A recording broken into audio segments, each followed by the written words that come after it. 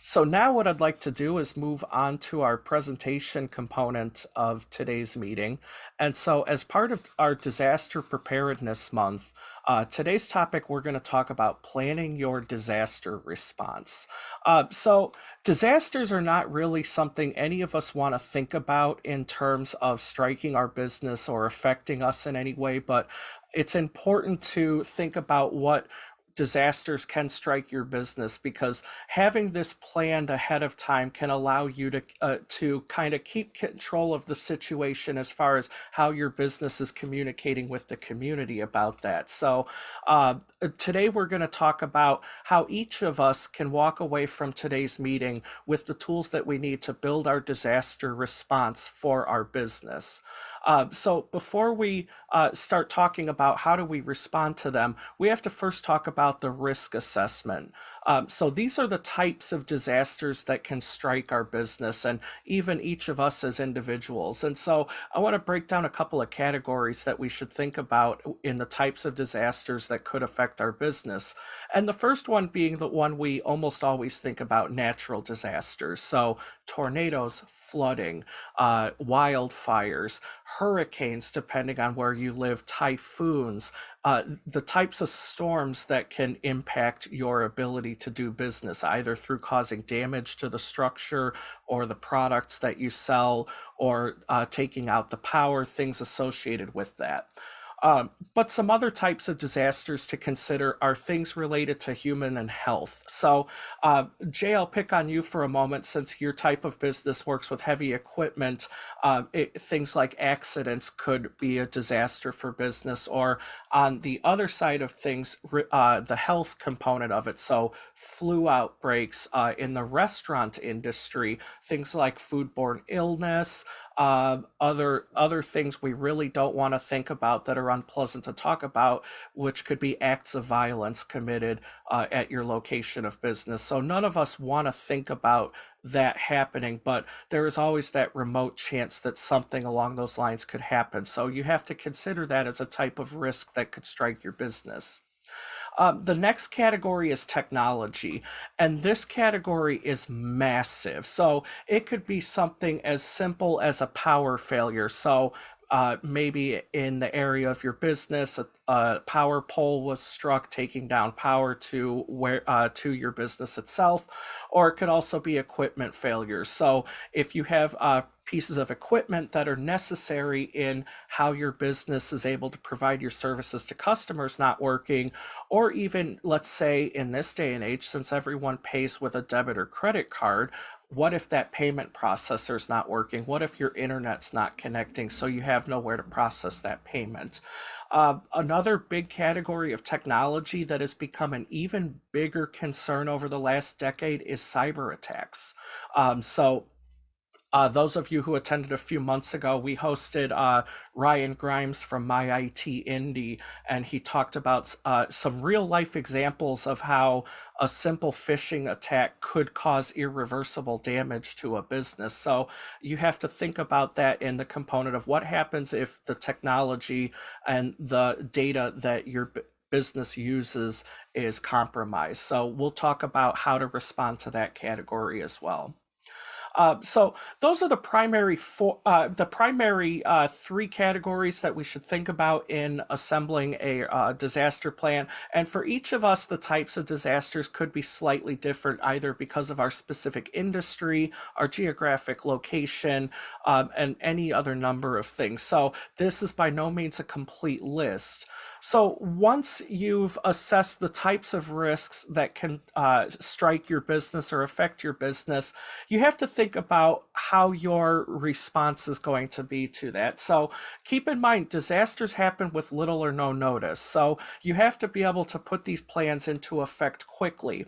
So let's talk about the things that each scenario of risk that you need to have answers for in your disaster response. The first and foremost thing for any business, regardless of industry, location, who your business serves should always be the safety of your employees and your customers. So let's say, for example, if you have a brick and mortar business and a tornado is heading towards your location, your first and foremost response should be making sure that you have some location inside of your business or within a very short distance of being able to get your employees and customers into. Loss of life is something that in this day and age with modern weather warning systems is almost completely avoidable. So you want to make sure that regardless of the type of risk that could strike your business, that you're making sure that the people who work for you and the people who do business with you are protected. Next, securing your business. So, all types of disaster in one way or another could leave your business unsecured. So, let's think about a couple of years ago in downtown Indianapolis and cities throughout the country. Things like windows were broken out as part of acts of protest and acts of violence and other things that were going on in our streets. So make sure that you have someone like Kristen's contact information saved to call them, and if you need someone to board up your business, or if a disaster struck and taken the roof off of the building, that they could at least get some kind of basic solution until the next step of repairs and coming back from that disaster can occur. Next, you'll have to think about the impact on the operations that disaster has on your business. So, let's say, for example, the power being out in your area could be as simple as a couple of hours disruption, but otherwise not too significant. But on the other extreme of that, a cyber attack could potentially leave your business unable to carry out regular operations for weeks at a time, if you don't have the appropriate backup and data disaster plan in hand there. So make sure that for each type of risk that your business faces, think about how long that's going to impact your ability to transact business. Next, regardless of the type of disaster, you always need to issue a direct response out to the community. This is for a number of reasons, but the first thing being that you have to be completely honest with your community about what's happened. Now, disasters do happen. We have no control over them. So you always need to make sure that when something faces your business, that you're communicating it openly and honestly with your community so that there's no room for someone to interpret that as anything other than a legitimate and genuine response from that business. But so any kind of public response or public communication announcing that a disaster has struck your business should always include these four things. The first thing is what disaster had occurred. So, what was it? Was it a tornado? Was it a flood? Was it a cyber attack? Was it civil unrest? That kind of thing. So, what exactly was the disaster that happened? Second, the impact to your business's operations. So, what did it do to the structure of the building or the equipment that your business owns? Or how long will the current conditions prevent you from being able to provide your service to your customers? That way, it establishes an open communication that you, as a business owner, are giving them all of the information that you can on how long they might expect you to be unable to carry out regular operations. The next thing there is when you expect your normal operations to resume. So, uncertainty is an incredibly damaging thing to a business's reputation. So, you want to make sure that you have an expected light at the end of the tunnel to communicate with people. So, that gives them light of knowing that when will things get back to normal? When will they be able to do business with you again? The fourth thing here is support for your community. So these disasters often don't just strike your business, they strike the very people who come in and do business with you. So, depending on the type of disaster, find ways that your business can go out and be an asset to the community in recovering from that disaster occurring. So, let me give you an example here for a moment. If you're a restaurant and a significant power failure means that you have a lot of perishable product that's not going to be able to be sold, it's a loss to your business anyway. However, getting that product into the hands of an organization or even the individuals in your community who could utilize that product before it expires is going to do more for helping your community than just pitching it in the dumpster and filing your insurance claim anyway. So just think about those things, that what little things can your business do to help make some kind of positive impact on the community after the disaster occurred. The reason for that is a community remembers when a business has been there for them and when the business helped in that recovery effort. And so it will do much more to benefit the reputation that your business has in the community than anything else will. So let's talk about the methods of communication that you should use uh, to convey this message with your customers and your community. The first thing you should do is send an email to everyone in your email list. That includes your current customers and prospects, people who receive any blogs from your website if you have that kind of system set up yet. Those are the people who need to be in the loop first, because the longer you go without directly letting your customers know what's happened puts that potential in there for them to lose trust in your business and otherwise damage that connection that you have with them. So make sure that that email that you send out outlines those four things: what disaster occurred, what impact does it have on operations, when you expect to return to normal. And this is also the kind of place where if a disaster has struck your business and you're utilizing some kind of fundraising or support campaign to get back up and running, this would be an appropriate place to post it. So if you have a GoFundMe link or a similar service where you're collecting donations to go towards your recovery efforts, this is the kind of place where you could put it. Second, your business social media network. So make sure that you're posting something to each of your business social media channels, as well as your personal LinkedIn. And if you're connected with your customers through other things like your personal Instagram or Facebook, that you post it there too. Just like the email, it should convey the four things of your message about what happened, impact, how long you'll be down, and any support that you're able to offer the community, or how the community could support your recovery from the disaster. Uh, Next is your website. So if you have a blog set up on your website, create a new post that includes the details of what happened, and just like it did with your email and your social media.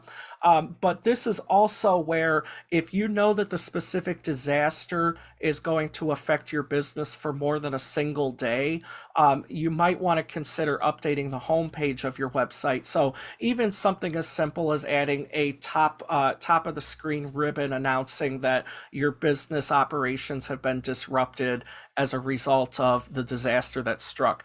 That way, someone who finds your website understands what's going on, and that if, let's say, for example, the telephone lines are down, someone calls you and it doesn't go, well, they know what happened there. It's not just, oh, this business has a disconnected phone.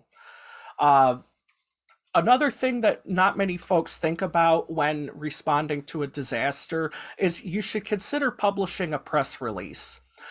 So this is an opportunity to communicate with the local TV, radio, newspaper, and magazine outlets in your community. And so each of us where we are have really small micro local community papers, as well as larger like city or metro area wide newspapers. Then we have radio stations and television. So just like each of the other places that you communicate, your press release as a best tip should only be 1 8.5 by 11 page.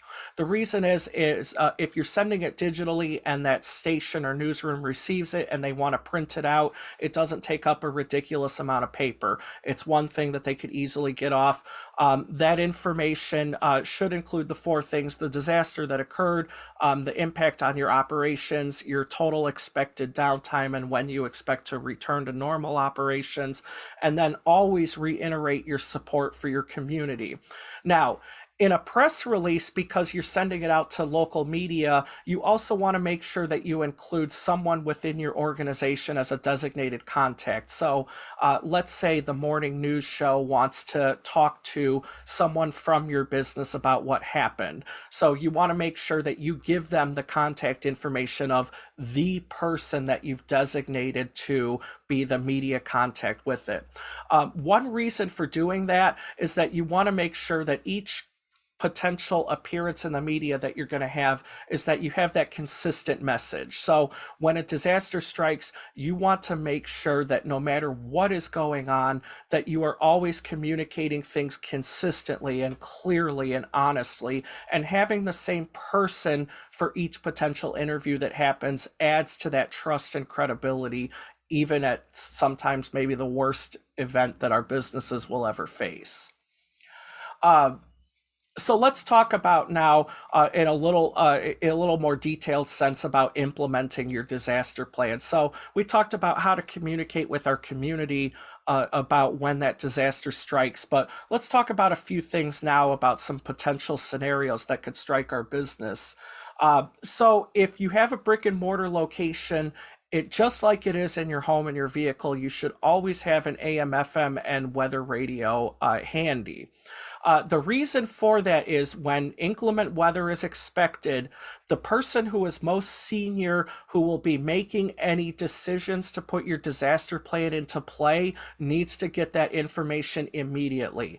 Just seconds could potentially save somebody's life. So make sure that in addition to that radio that you have a backup power source for it, so an extra set of batteries, so that even if the power is disrupted, you're able to get additional updates about other threats. So, at least here in the United States, with the National Weather Service, after there is a after there is a tornado watch issued for a community, your sirens are going to go off at severe thunderstorm and tornado warning.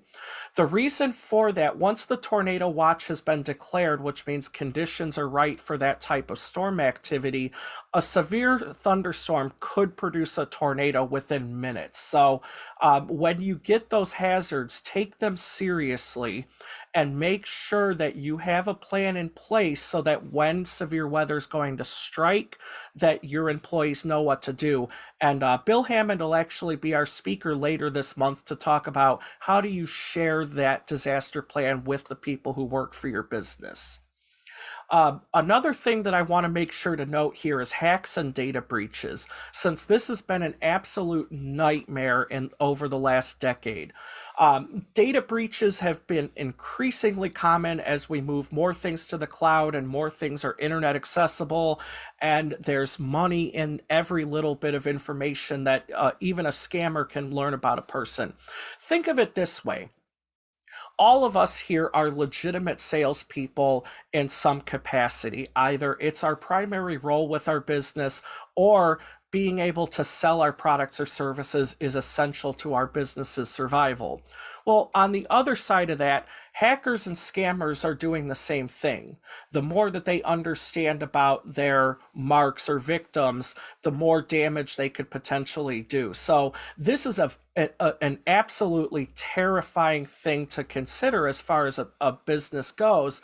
But one thing I want to make sure that it's absolutely important for you to do, you need to have some kind of cyber insurance in place so that if a breach happens to you, there is some kind of resource for your business to fall back on, that that data breach doesn't have to mean your business is bankrupt and gone. Now, depending on where you live, data privacy laws are slightly different. And here in the United States, all 50 states have slightly different things that constitute what a data breach is. But all of them seem to agree on the basic uh, definition that a data breach is when your name and some other kind of identifying information, such as your social security number or driver's license number, are accessed by an unauthorized party. So that means that somebody who doesn't have user credentials legitimately with your organization. So when your business experiences a data breach, depending on where you live, you have a specific timetable for which you need to figure out what data was accessed and notify those individuals of it immediately. There is no value to be gained by holding off on that. That is why it's important to both have a good working relationship with an IT professional as well as some kind of insurance policy to protect your business against cyber threat attacks. So I know this is a lot of really depressing information, but what I would, it's something that we really needed to go over and just kind of be aware of as business owners.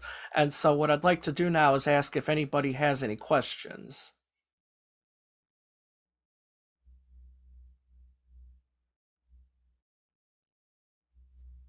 I have a question. So I think I may have missed something in the last part that you talked about the hacks and data breaches. So you said that it's good to have cyber insurance.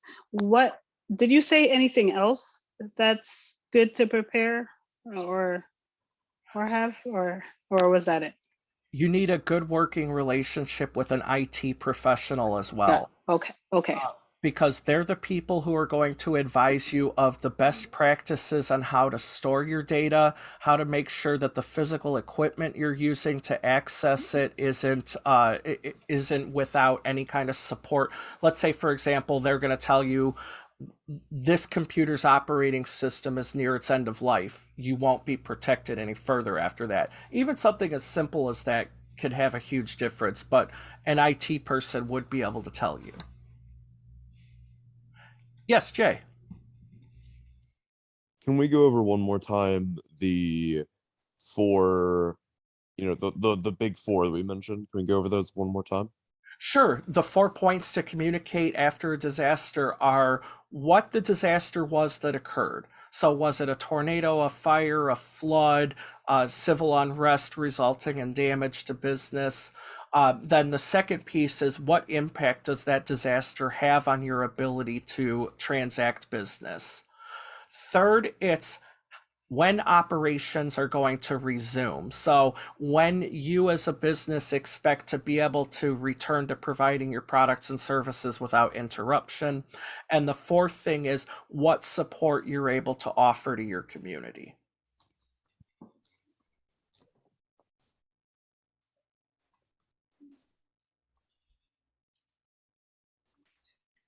Ryan, Yes, ma'am. I'd like to share, since I had kind of a minor disaster myself a few weeks ago, I had a power failure while I had a tax file open.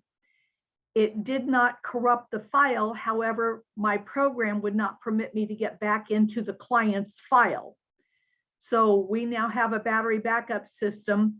I spent an hour on the phone with my software provider.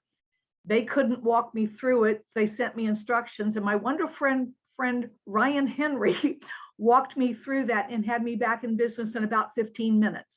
But I ordered a battery backup that day from Amazon, and it actually came the same day. So our power is protected on my computer. And because I do taxes, the IRS requires me to carry cyber insurance. I also have a virtual private network. So that's an extra layer of protection for my system.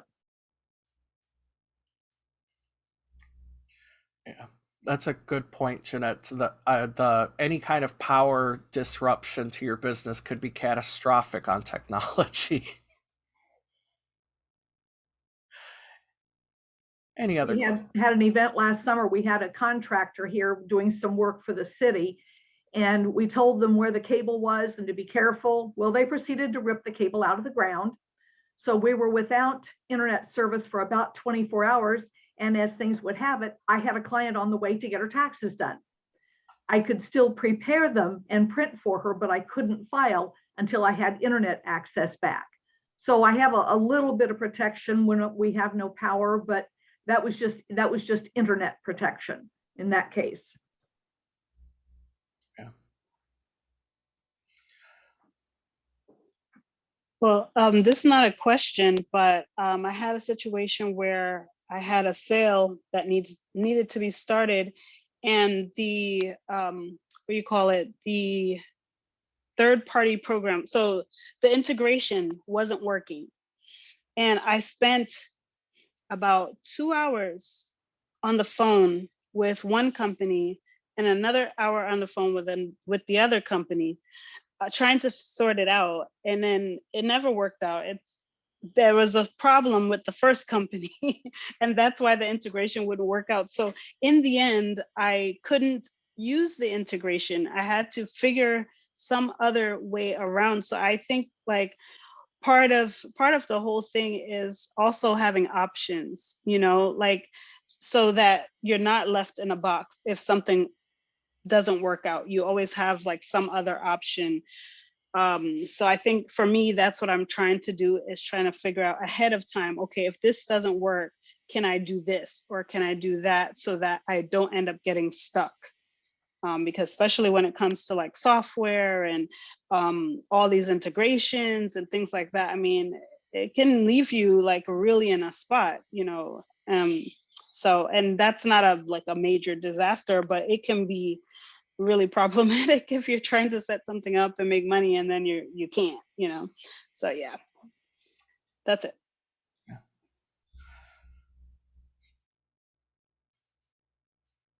Other questions or comments? All right, well, let's move on then to events and announcements. Does anyone have an event or announcement they'd like to share?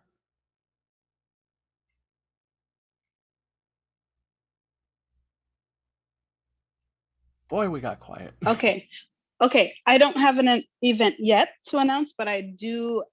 And well, it's nothing new really. Still just talking about my book. I just wanted to say that my book is currently, as far as I know, in 3 different countries. People have purchased in 3 different countries. So that's pretty exciting. Yeah, that's all I wanted to share. And the link is with the rest of my stuff in the chat if anybody wants to check it out. It's a little book and it's an introduction to a bigger story. So I'm looking forward to getting the full story out. But for right now, I've gotten some pretty good feedback about the beginning. So, yep, thank you. Awesome. Congratulations. Thank you, Ryan. Other events or announcements?